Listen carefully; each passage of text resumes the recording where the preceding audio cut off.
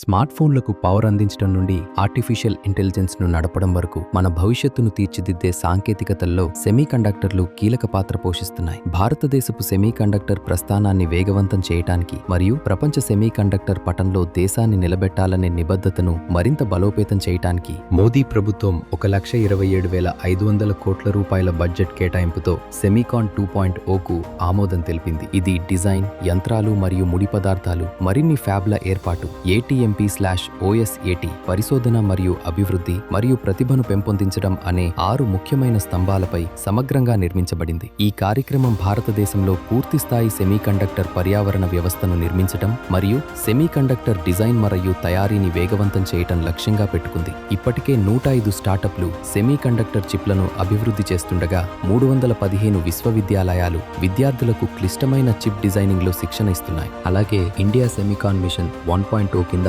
12 తయారీ యూనిట్లు ఆమోదం పొందాయి. భారతదేశం ఇప్పటికే ఈ రంగంలో సత్తా చాటుతోంది. ఇప్పుడు సెమీకాన్ 2.0 అన్ని రంగాలలో ఆర్థిక వృద్ధికి తోడ్పడటానికి, సరఫరా గొలుసును బలోపేతం చేయడం ద్వారా జాతీయ భద్రతను పెంపొందించడానికి మరియు కీలక రంగాలలో సాంకేతిక నాయకత్వాన్ని నెలకొల్పడానికి సిద్ధంగా ఉంది.